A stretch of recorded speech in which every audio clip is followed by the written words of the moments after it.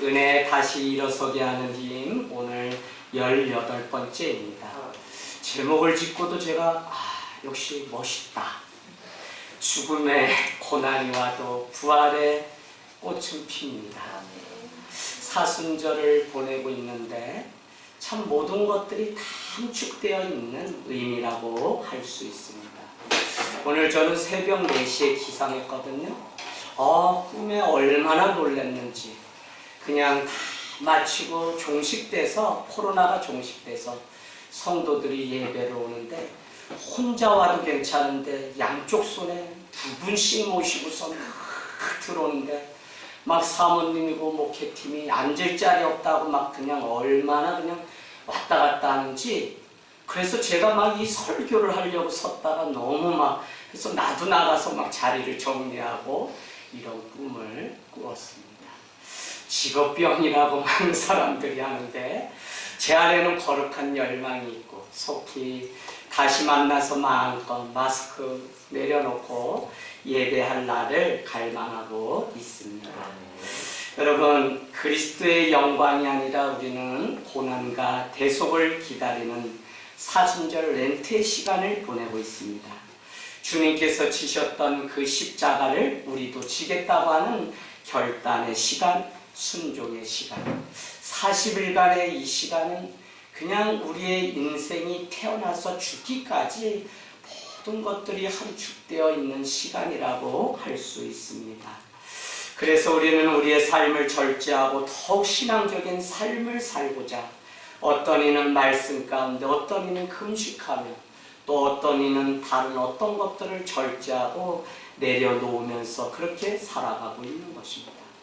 때마침 코로나19가 찾아와서 온 백성이 열방에 많은 사람들이 고난과 고통과 두려움과 특별히 단절의 아픔을 겪으면서 살아가고 있습니다. 십자가는 다른 사건이 아니라 우리 가운데 이 단절의 아픔을 경험하는 사건입니다.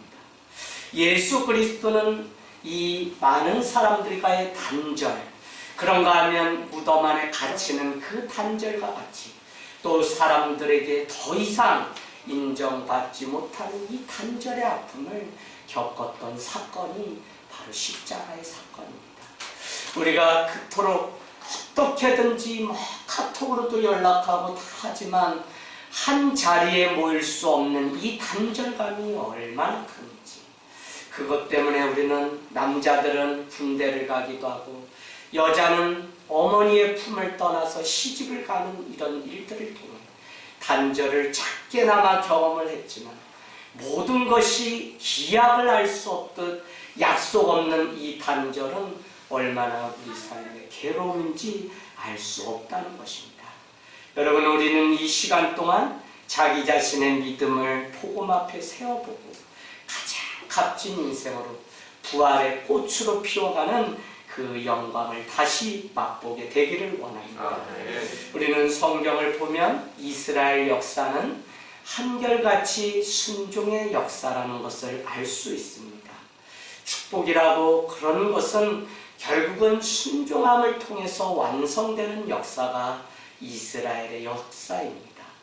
하나님은 사람을 지으시고 창세기 2장 3절에 보면 우리에게 뭐라고 말씀하시냐면 안식 후에 축복하셨다고 말씀합니다. 결국은 우리가 선교를 하고 우리가 많은 행위를 하는 그 많은 예수의 제자로 살아가는 그 모든 삶은 결국 내가 받은 그 축복을 세상 가운데 흘러보내는 그 일들이 바로 성도의 삶이고 주님의 제자들의 삶이라는 것입니다. 그런데 그 축복은 바로 순종을 통해서 누릴 수 있는 축복이라는 사실을 가르쳐주고 있는 것입니다. 하나님께 순종하는 사람들로 만들고자 주님은 끊임없이 이스라엘 백성을 훈련시킵니다. 여러분이 잘 아시는 것처럼 하나님의 거룩한 선민임에도 불구하고 430년 광야를 돌았다는 것은 그들을 그냥 하나님의 혈육적으로 그냥 하나님의 백성이 아니라 정말 구원받은 백성을 만들기 위해서 오늘 430년 순종의 훈련을 그들에게 요구했던 것을 우리는 알고 있습니다. 여러분, 비바람이 부는 때에도 자기의 힘을 빼고 묵묵하게 주어진 현실에 믿음으로 순응하며 걷던 길을 포기하지 않고 완주해내는 모든 능력이 바로 순종에 있었다는 것입니다. 순종이 우리에게는 부담이 가고 순종이 우리에게는 너무 거창한 고뇌와 고독과 모든 것의 단절을 의미하는 것 같지만 순종은 성도가 걸어가는 삶의 기본적인 덕목이기 때문에 작든지 크든지 끊임없이 우리는 오늘도 순종하는 훈련 가운데 놓여 있다는 것이죠. 그런데 여러분 한번 기억해 보세요. 진정한 믿는 자의 능력은 어디에서 오는 것일까요? 저는 철저히 순종함에서 온다고 믿는 것입니다. 예수 그리스도의 그 십자가의 순종함이 없이는 구원의 능력이 우리 가운데 임할 수 없었던 것처럼 순종이야말로 우리의 삶의 능력이 된다고 하는 놀라운 사실을 알게 되면 우리는 지금 우리에게 요구하는 많은 과정들이 다 순종을 요구하시는 하나님의 계획이라고 하는 사실을 놓치지 않게 되기를 원합니다. 순종할 때 하나님이 함께 해주심으로 능력을 발휘하게 되고 우리 사람의 힘으로 아무리 우리가 많은 것을 한다고 해도 그 능력은 다 세장해지고 많은 것을 보게 됩니다. 그렇기에 우리의 진정한 능력은 예수 그리스도에 온전히 순종할 때, 그 어려운 가시밭길을 걸어갈 때 그것이 우리의 삶의 능력이 된 것입니다. 여러분, 느헤미야 8장 10절은 여호와를 기뻐하는 것이 우리의 능력이라 우리의 힘이라고 아주 짧은 말씀이지만 얼마나 제 삶에 탁 와서 닿는지 몰라요. 여호와를 기뻐하는 것이 너희의 능력이라 힘이라. 할렐루야. 그렇구나. 여호와를 기뻐하는 그것이 바로 순종의 자리에 나가는 것이고 바로 그것을 통해 주님은 우리가 정말 능력 있는 삶을 살아가도록 만들어 가는 것을 보게 됩니다. 모세라고 하는 한 사람의 인생은 화려한 40세 바로의 궁전에서 꼽힌 인생이 아닙니다. 그곳에서 국제문물과 바로 왕 앞에서 많은 것들을 배운 인생이지만 결국은 그는 80세의 광야 가운데 가시떨기 가운데 주님의 부르심이 다시 임할 때 그곳에 자기의 신을 벗는 그 상황 가운데 순종 가운데 그 많은 백성들 장정 80 어린아이와 여성들까지 하면 200만의 사람들을 이끌고 광야를 건너 가나안으로 들어갈 수 있는 능력을 비로소 얻게 되었다는 것입니다. 여러분, 우리가 잘 아는 것처럼 이 모세가 했던 첫 번째 사역은 다른 것이 아닙니다. 자기의 장차 장인이 될 그 누구죠? 이드로 미디안 광야로 도망을 가게 됩니다. 지금 바로의 군사들은 쫓아옵니다. 그때 그는 이드로의 가정에 머물게 되면서 했던 사역 첫 번째는 양떼를 돌보는 일입니다. 아니, 지금 도망을 가도 시원찮은데 하나님은 모세 인생 가운데 80에 무엇을 요구하시려고 양떼를 치는 그 일을 하게 하셨을까? 여러분, 거기 전혀 만난 적 없는 한 사람의 가정에 가서 머슴과 같이 살아가는 그 일이 쉽겠습니까? 더구나 해본 적이 없었을 것입니다. 그는 바로의 화려한 궁전에서 그 왕자의 삶을 살던 자입니다. 그럼에도 불구하고 모세 그는 어떻게 해요? 그냥 물에서 건져냈던 그는 하나님의 계획이 따로 있었는데 그에게 순종을 통해 그 많은 양떼 이스라엘 백성 200만 명을 어떻게 해요? 인도해내는 능력을 얻게 하시려고 양떼를 돌보는 순종의 과정을 요구하셨다는 것입니다. 여러분, 철저히 자신이 깨어질 때, 땅에 떨어져 죽을 때 결실을 맺는 것이 기독교 신앙입니다. 반석이 깨져야만 생수가 나오듯 깨어진 주님의 몸에서 보혈이 나오고 그 보혈로 씻긴 바 될 때 우리는 죄 가운데서 자유함을 누리는 온전한 삶을 비로소 누리게 됩니다. 여러분, 이 온전함이라고 하는 것이 얼마나 대단한 것이냐면 은혜가 우리 삶에 들어와서 우리를 온전하게 했다는 것은 더 이상 여러분 삶에 두려움이 없다니까요. 아멘. 정말 여성일지라도 여러분 성서에 일어나는 많은 여성들의 신앙 사건들이 유독 많이 기록되어 있는데 그들 뒤에는 이 담대함이 있었고요. 그들 뒤에는 이 은혜가 있었고요. 그들 뒤에는 바로 오늘 순종함을 통해 꽃피운 정말 연약하고 아무것도 아닌 것 같지만 주님이 원하시는 그 길을 끝내 완주했던 많은 여성들의 그 사건들이 성경에 기록되어 있습니다. 그럴 수밖에 없었던 것은 그 인생 가운데 예수 그리스도의 보혈 그 은혜가 참이라고 하는 사실을 깨닫게 될 때 그들은 다른 어떤 것을 가지지 않아도 예수 그리스도의 능력으로 능히 순종하며 능력 있는 삶을 살아갔다는 것입니다. 아멘. 여러분 예수 그리스도의 위대함은 순종 안에 있습니다. 예수 그리스도는 하나님과 동등됨을 취하지 않고 자기를 낮춰 종의 형체로 이 땅 가운데 인간의 몸을 입고 오셨다는 것입니다. 자기를 낮추시고 죽기까지 복종하신 결국은 자원하여서 십자가를 지신 이 순종의 이 사건. 그러고 보니까 하나님의 일이라고 하는 것은 문제를 깨닫고 알아갈 때 시작되고 하나님의 일의 완성은 순종함을 통해서 완성됩니다. 다시 말씀드립니다.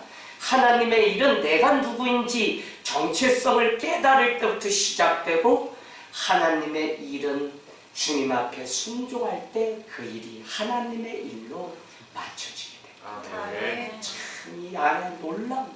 그래서 오늘 베드로가 그렇게 아름다운 인생임에도 불구하고 책망받은 것은 다른 게 아니라 사단아 내 뒤로 물러가라 하시고는 너가 하나님 나라의 일을 생각하지 않고 사람의 일을 생각하는구나. 그래서 이 하나님 나라의 일을 생각하는 이 순종이 우리 삶 가운데 있을 때 우리는 능력이 되고 하나님의 나라의 일을 완성하는 작은 도구가 될 수 있습니다. 아멘. 여러분 기독교 신앙은 철저히 복종입니다. 순종보다 자율과 독립정신을 강조하는 오늘날 그냥 그것보다 뜨거운 신앙으로 살아갔던 선조들의 또 삶을 생각해 보면 참 아름다워요.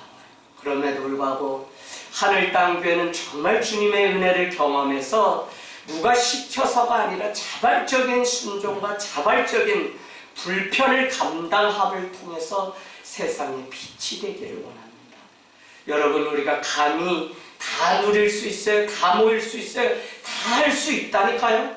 그러나 우리가 정부의 위정자의 말에 순종하고 기꺼이 불편을 감내해야 되는 것은 무엇이냐면 그 작은 것에도 우리가 순종함을 통해 주님의 능력이 세상 가운데 드러나기 때문에 어떤 이는 또 순종하고 어떤 이는 그 순종이 또 그리스도께 순종하겠다고 모여 또 예배하는 아름다운 일들이 있는 것입니다. 저는 여러분 이 순종이 참 이번에 이렇게 보면서 내가 순종을 잘못 알았구나. 순종을 국어사전을 찾아보니까 이렇게 되어 있네요. 순수히 따름. 그러니까 아무것도 거기에 뭐가 섞이지 않고 순수히 주님만 따라가는 게 순종이죠. 그런데 여러분 놀라운 한 가지를 또 발견했습니다. 순종에 우리가 생물에서 배우는 순종이 있는데 다른 계통이 전혀 섞이지 않은 순수한 종자. 이게 순종입니다. 뭔지 아시죠?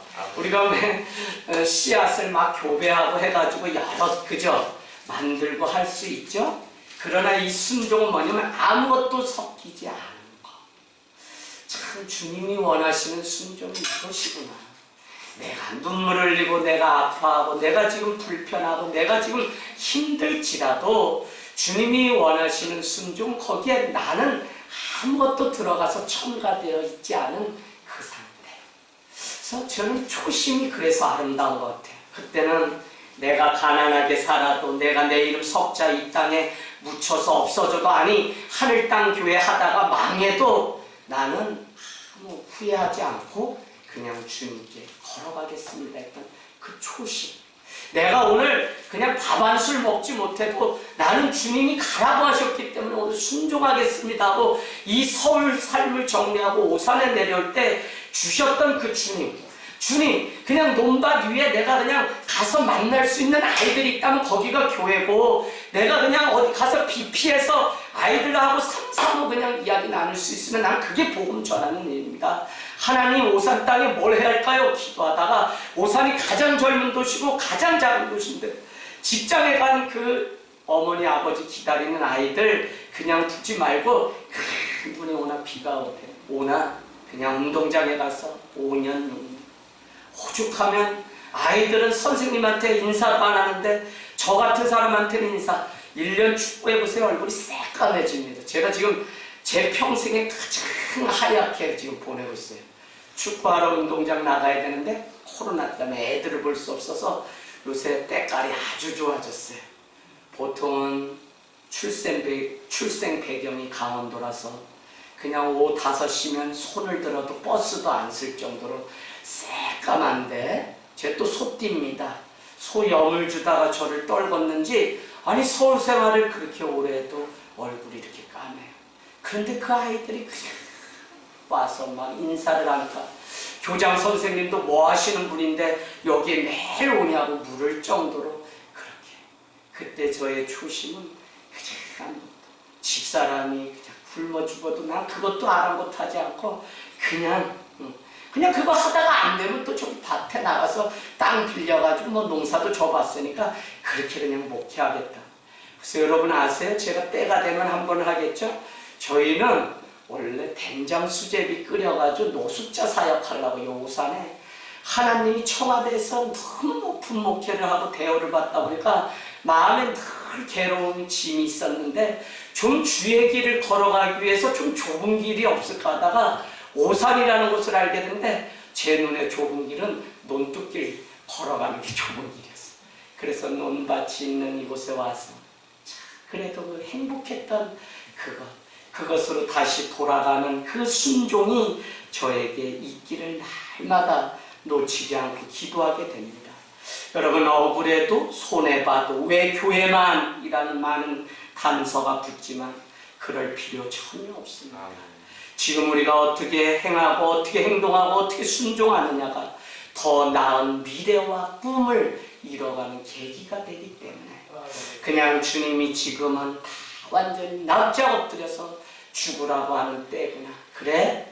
그냥 모이지 말라고 또 모이지 않겠다. 그냥 하라고 하면 또 하겠다. 이런 마음까지도 우리에게 다 있어야 정말 우리는 마지막 순교의 자리가 오면 그때 순교할 수 있는 것이지, 안 돼요. 순교하겠다고 하는 사람은 아무도 없어요. 자, 여러분, 그래서 성숙한 신앙은 우리가 자율 속에 주님 앞에 순종하며 걸어가는 그 삶이라는 것입니다. 순종은 신자와 비신자, 충성과 불충성을 구분하는 잣대입니다. 신자는 하나님의 뜻에 순종하려고 하고 그분의 뜻 앞에 자기를 쳐서 복종하려고 합니다. 많은 사람들이 자기의 방법으로 순종하려고 하죠. 그러나 하나님의 말씀과 뜻 앞에 자기 자신을 오히려 고정시키고 끌어다가 억지로라도 붙들어 매서 주님의 하신 말씀이 말씀되도록 순종하는 이것이 주님이 기뻐하는 것입니다. 우리의 순종이 넓고 깊어지면 그만큼 우리의 삶도 더 많은 자유를 누리면서 살아가는 이 주님 나라의 법칙. 여러분, 저는 예수를 믿기까지 어려웠던 것 중에 하나가 무엇이냐면 지금 상황에서 우리가 순종해야 할 일이 무엇일까? 늘 믿음 생활하면 순종하라고 하는데 그렇게 어려웠다니까요. 왜 예수 그리스도는 기꺼이 다른 방법도 있고 하나님의 유일하신 아들이건만 우리를 위해서 죄를 용서하시고 구원하시기 위하여 십자가에 기꺼이 달려 죽으시는 순종을 해야만 했을까? 수도 없는 상상과 기대에 못 미치는 이 십자가 사건, 꼭 그것이 아니어도 될 것 같은데 능욕과 수치의 상징이었던 죄인들이 매달리던 그 십자가에 기꺼이 져야만 했을까? 한마디의 억울함도 토로하지 아니하시고 다가오는 고난을 몸으로 몸소 그대로 맞아 결국은 죽어야 십자가에서 6시간의 그 괴로운 능욕과 침대 때문에 그 사건을 왜 이 모멸감을 기꺼이 감당해야 됐을까? 그 많은 질문 속에서 어느 날 그 많은 어려움이 나를 위한 것이라는 이 사실이 깨달아질 때 내 안에 있는 상처들이 삽시가 안 해요. 그래서 여러분, 상처 안에 있는 놀라운 진리는 그 상처를 거부하고 미워하고 저주하는 것이 아니라 그 상처를 내 안으로 받아들이고 그 상처를 내가 껴안게 되면 놀라운 것은요, 거기에서 치유의 일들이 일어납니다. 이게 십자가의 놀라운 비밀이에요. 십자가가 스치고 능욕이지만 그것이 나를 위한 사건이었다는 사실을 깨닫고 내 가슴에 십자가를 끌어안을 때 나도 모르게 그냥 자연스럽게 상처가 해결되는 것들을 경험하게 되었습니다. 사랑하는 여러분, 오늘 우리가 읽은 이 말씀은 예수님은 십자가를 지시기 전에 3번의 고난과 순환 예고를 하십니다. 그러고는 2일 후에 내가 부활해서 다시 오겠다는 말씀을 하셨습니다. 오늘 이 말씀 전에는 우리가 잘 아는 것처럼 많은 사람들에게 주님은 물으십니다. 사람들이 나를 누구라 하느냐? 라고 물었더니 주는 그리스도 살아계신 하나님의 아들이라고 유독 고백하는 베드로가 등장합니다. 이것을 알게 한 것은 혈과 육이 아니라 하늘에 계신 하나님이 이 놀라운 비밀을 너에게 가르쳐 주었구나라고 칭찬받으면서 교회를 세울 건데 음부의 권세가 해하지 못할 교회를 너의 신앙 고백 위에 세우겠다고 하는 중요한 축복을 하십니다. 그래서 교회는 처음부터 끝까지 신앙 고백 위에 세워져요. 그래서 우리가 이 많은 시간 어디서 예배하고 뭐 이것이 아까운 게 아니에요. 온라인과 오프라인과 이렇게 아까운 게 아니라 사실은 우리 안에 있는 이 아름답게 지켜왔던 공동체 신앙의 고백이 끊어질까 하는 두려움이 있는 것이지, 여러분 어느 곳에서든지 주님의 임재함을 우리가 믿고 성도의 마땅한 삶을 살아간다면 저는 그곳에서 드리는, 아니 세상에서 6일 동안 드리는 그 예배를 하나님은 오히려 더 기뻐할 거라는 믿음이 있습니다. 사랑하는 여러분, 오늘 이 고백이 왜 아름답죠? 로마의 그 제국의 관리 가운데 핍박 가운데 있던 초대교회는 많은 고백을 할 수 있음에도 불구하고 예수 그리스도를 믿는다는 이 고백을 드립니다. 여러분, 다 문화, 다 언어, 다 종교 시대에 살아가요. 로마는 세계를 다 점령했기 때문에 많은 소수민족들이 살아가고 그들을 하나로 묶기 위해서는 그들의 언어와 종교를 고스란히 다 인정해 주었습니다. 그럼에도 불구하고 로마 황제는 1년에 한 번 국가의 안녕과 평안을 위해서 너희들이 와서 로마 황제 앞에 절을 하라고 하는 중요한 단서를 한 가지 했다는 것입니다. 그래서 여러분 오해하지 마십시오. 예수 그리스도를 믿기 때문에 핍박을 받은 것이 아니라 유일하신 신이셨던 예수 그리스도만 믿었기 때문에 핍박을 받은 것입니다. 예수 그리스도만 아니라면 우리는 여전히 우상과 유일신 가운데, 다툼 가운데 믿고 있는 것입니다. 그래서 우리가 예수님만 내 삶의 주인으로 여기고 살아가는 이 고백이 얼마나 중요한 것인지 모른다는 것입니다. 오늘 예수 그리스도 앞에 드렸던 베드로의 이 고백은 사랑을 낳게 되고 역사를 만들게 됩니다. 성도의 고백과 성도의 사랑의 이 교회가 점점 더 하나님의 일들을 감당하는 역사가 되게 만드는 것처럼 진짜 하나됨이 무엇인지 우리는 코로나19를 통해서 지금 경험하고 있는 것입니다. 하나님은 다른 어떤 것보다 교회를 구성하는 성도들의 신앙 고백을 최고로 여기십니다. 오직 예수 그리스도만 내 삶의 주인이라고 고백하였기 때문에 이것은 혈과 육이 아니라 하늘에 계신 하나님이 가르쳐주신 성령의 놀라운 사건이라고 우리에게 말씀하고 있는 것입니다. 그런데 여러분 오늘 말씀 뒤부터 이제 재밌어요. 21절 한번 가보세요. 21절. 이때로부터 예수 그리스도께서 자기가 예루살렘에 올라가 장로들과 대제사장들과 서기관들에게 많은 고난을 받고 죽임을 당하고 제3일에 살아나야 할 것을 제자들에게 비로소 나타내시니 첫 번째 순환 예고입니다. 본인이 예루살렘에 올라가면 자기에게 고난을 줄 많은 유대인들이 그곳에 기다리고 있고, 자기는 죽은 지 사흘 만에 십자가를 지고 사흘 만에 다시 부활할 것을 가르쳐주고 있는 것입니다. 그러나 베드로는 인간적인 헤어짐 때문에 예수님을 붙잡게 되고, 22절 말씀에 보니까 예수를 붙잡고 항변하여 이르되 주여 절대 그럴 수 없습니다. 이 일이 결코 주께 미치지 아니합니다. 믿어주세요 라고 간청하는 모습이 나옵니다. 그런가 하면 23절에 베드로를 향해 예수님은 사단아 내 뒤로 물러가라. 너는 나를 넘어지게 하는 자구나. 내가 하나님의 일을 생각하지 아니하고 도리어 사람의 일을 생각하는구나. 여러분, 사단은 누가 사단이냐면 하나님의 일, 하나님의 생각, 하나님의 나라에 관심 있는 것이 아니라 사람의 일, 사람의 말, 사람의 그 관심, 사람의 의에 빠져서 혈과 육으로 살아가는 자가 바로 사단입니다. 우리가 왜 다투고 왜 어려움 겪어요?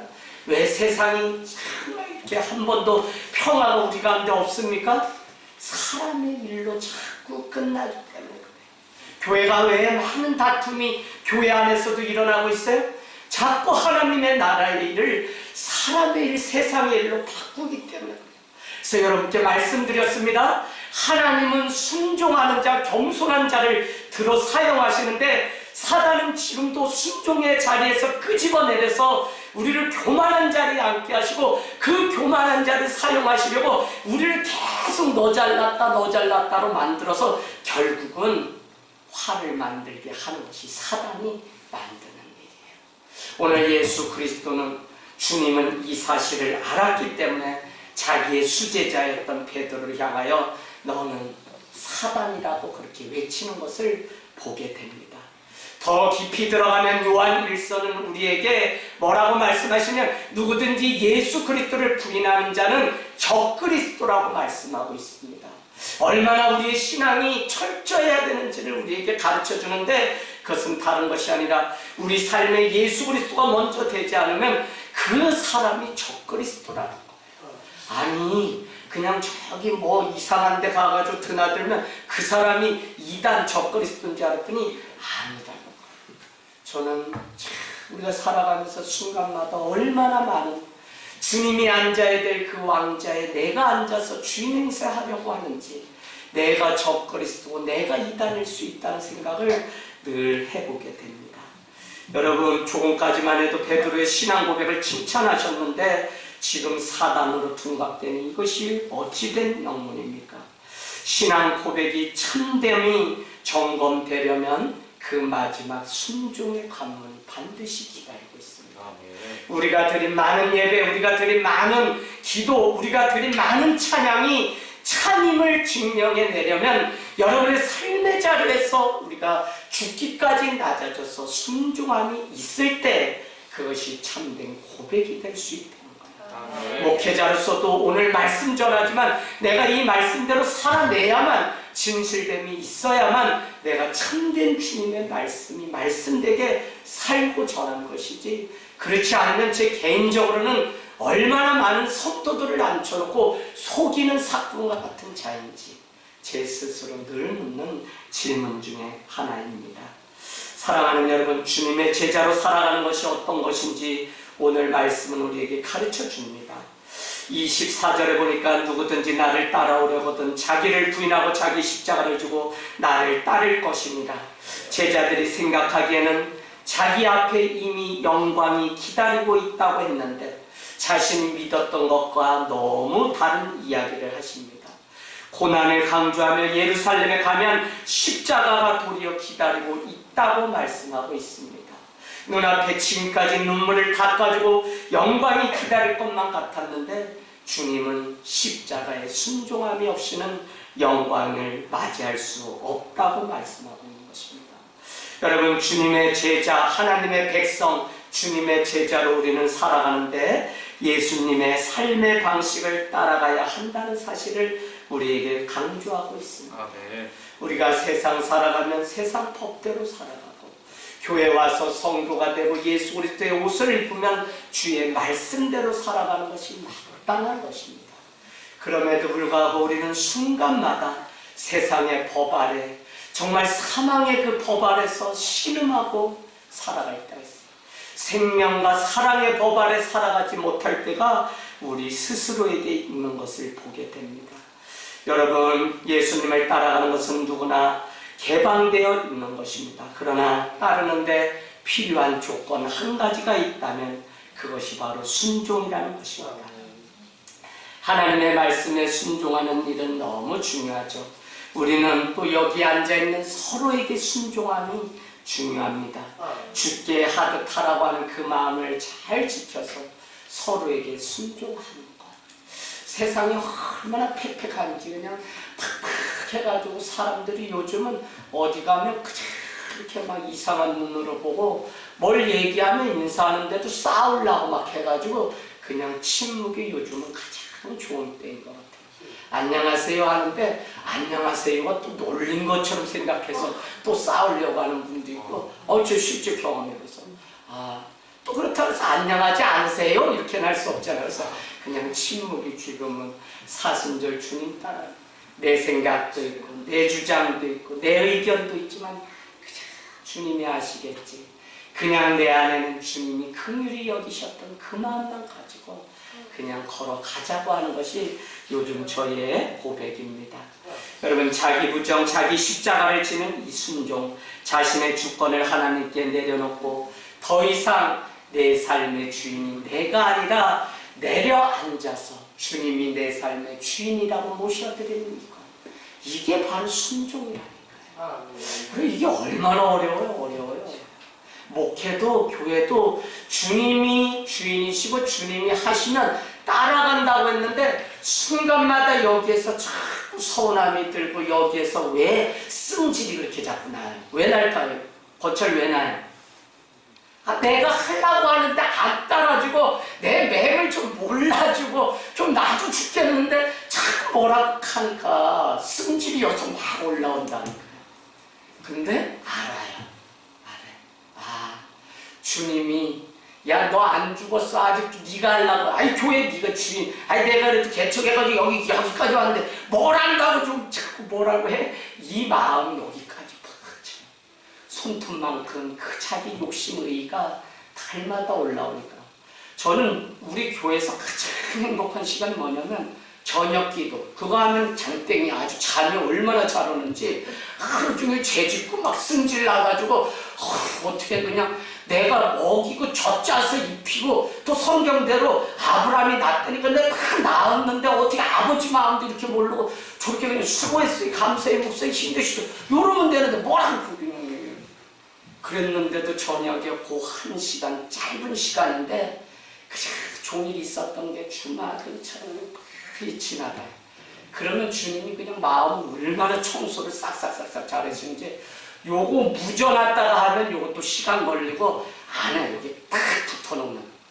근데 요거 그날 와가지고 주님 앞에 바로 아래면 주님이 뭐 그냥 몇 번 그냥 기도하고 뭐 오래 소리 지르도 안 되면, 그리고 저녁에 제가 소리 여기 막 떠나갈 정도라면 그날 뭔 일이 있었다는 사인이에요. 목사님 오늘 누가 갈궜구나. 그래가지고 힘들어서 하나님 좀 내 마음 좀 아시죠 하는 거구나. 그런 거예요 진짜. 근데 그렇게 하고 가면 얼마나, 희한하다니까. 은사가 그날 하루 있었던 게 집에 가면 다 잊어버리고 아무것도 얘기할 게 없어요. 얼마나 잠을 그냥 베개만 하고 난 그냥 집사람한테도 나는 오늘 좀 일찍 잘래 잔다 이러면 TV를 보든 뭘 하든 애들이 떠들든 그 앞에서 그냥 내 잠잘고서 잠을 그렇게 안 자요.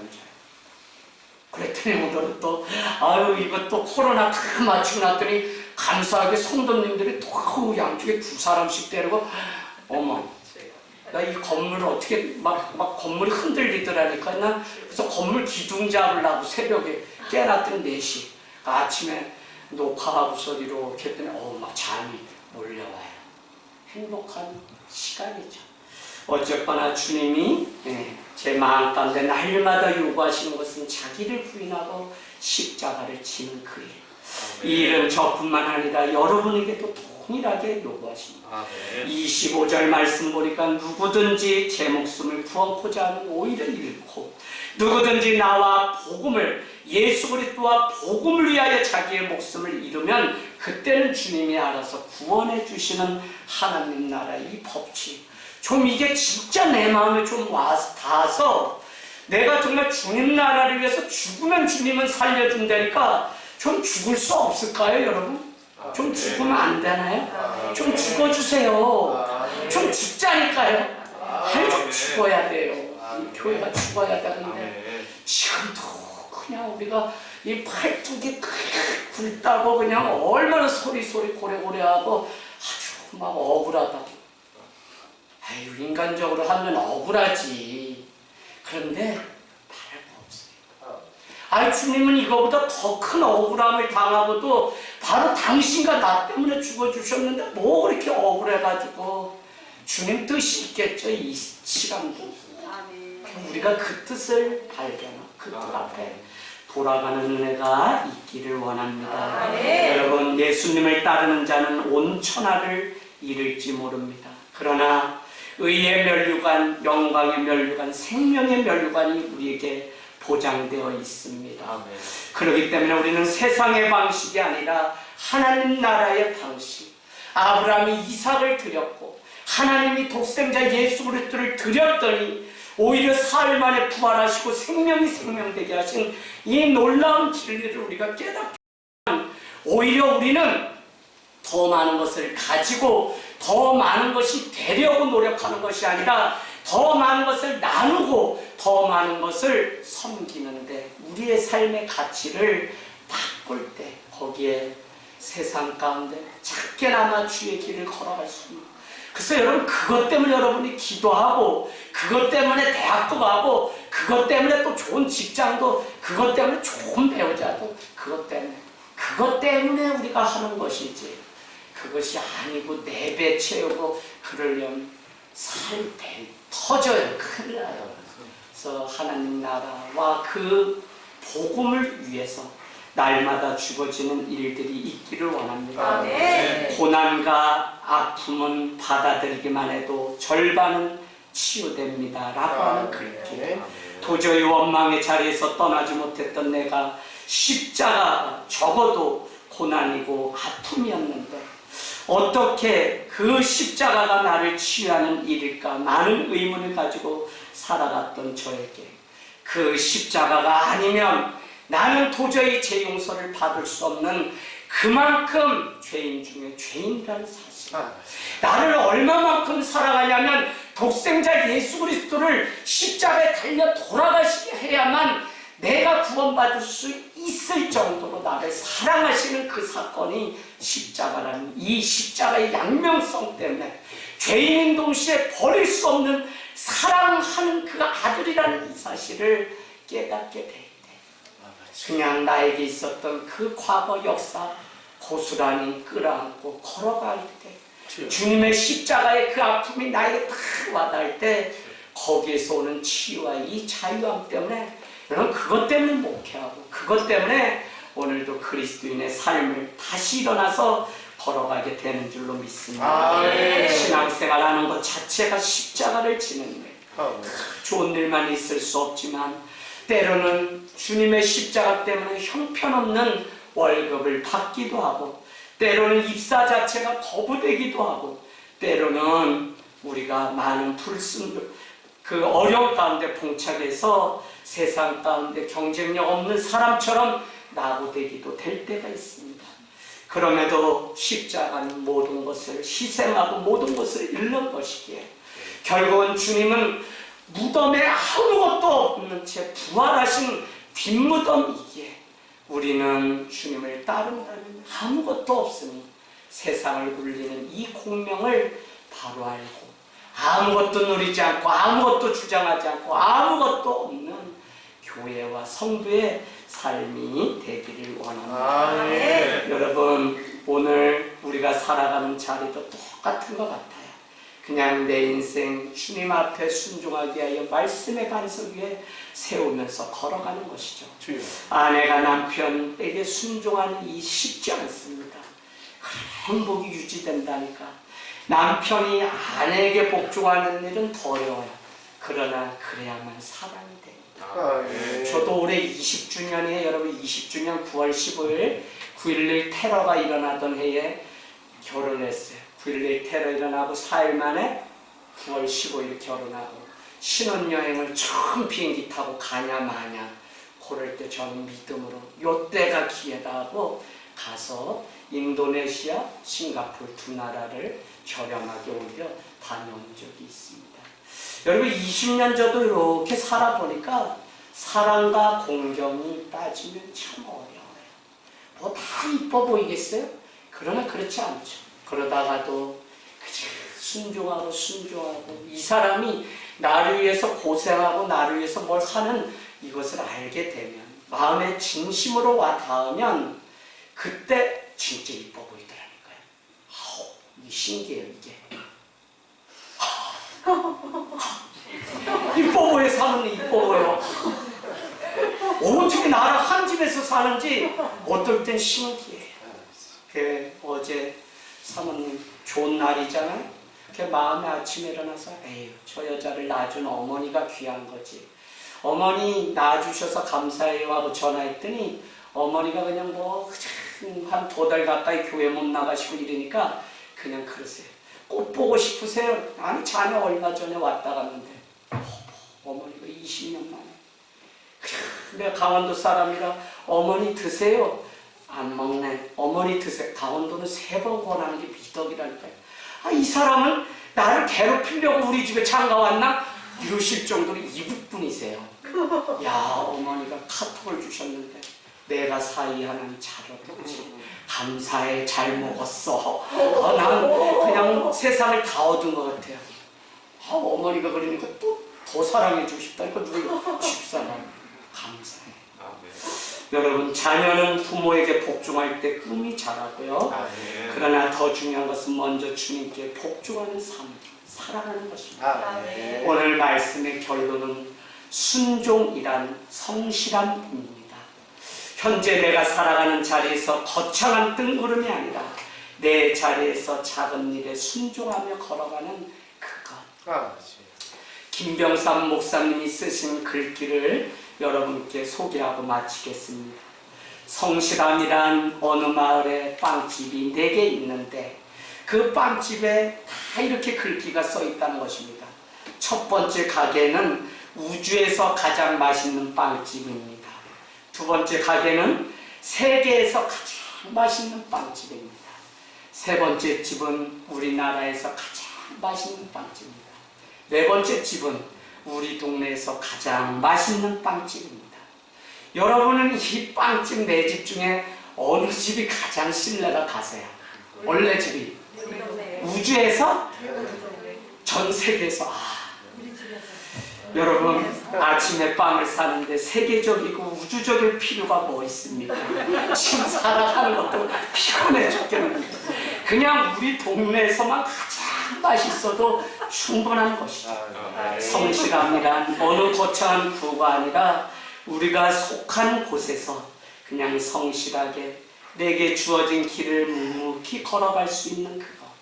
그러나 그것이 모이고 모여서 영향력이 되는 그것을 보게 됩니다. 저는 금요일에 작은 상추를 좀 나누게 됐어요.